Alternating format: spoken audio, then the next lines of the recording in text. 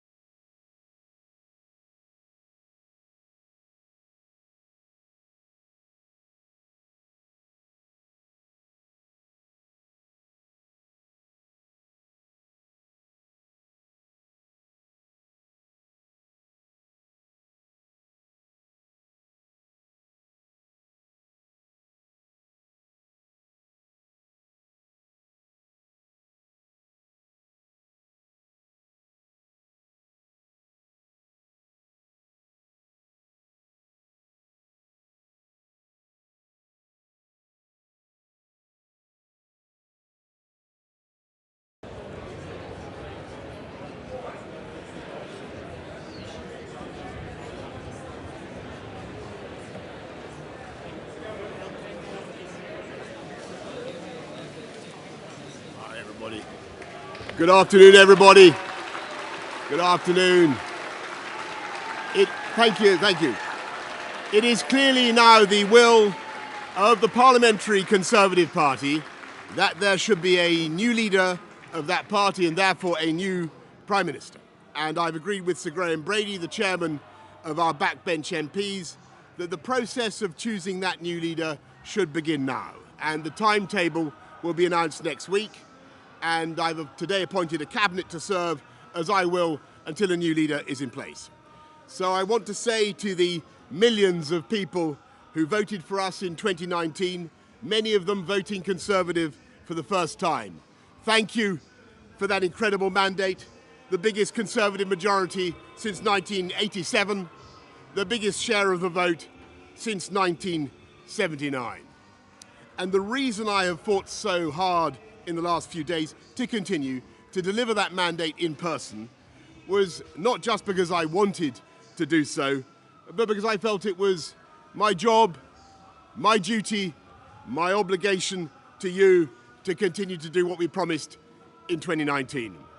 And of course, I'm immensely proud of the achievements of this government, from getting Brexit done to settling our relations with the continent for over half a century, reclaiming the power for this country to make its own laws in Parliament, getting us all through the pandemic, delivering the fastest vaccine rollout in Europe, the fastest exit from lockdown, and in the last few months, leading the West in standing up to Putin's aggression in Ukraine. And let me say now to the people of Ukraine that I know that we in the UK will continue to back your fight for freedom, for as long as it takes.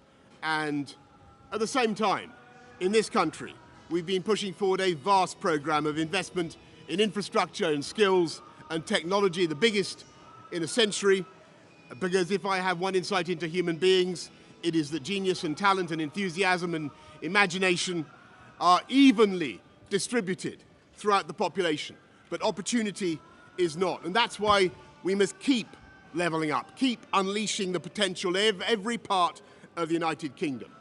And if we can do that in this country, we will be the most prosperous in Europe.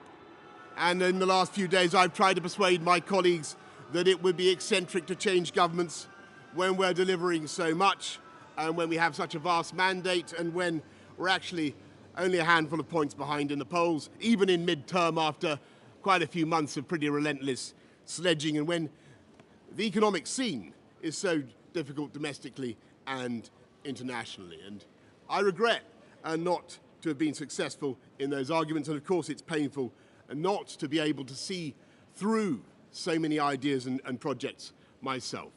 But as we've seen at Westminster, the herd instinct is powerful, and when the herd moves, it moves. And my friends, in politics, no one is remotely indispensable.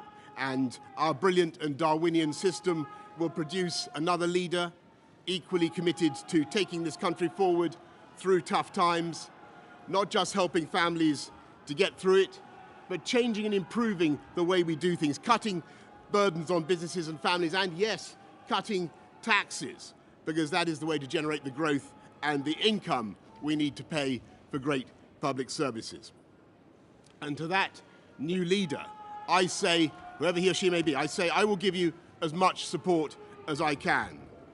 And to you, the British public, I know that there will be many people who are relieved, and perhaps quite a few who will also be disappointed. And I want you to know how sad I am to be giving up the best job in the world. But them's the breaks.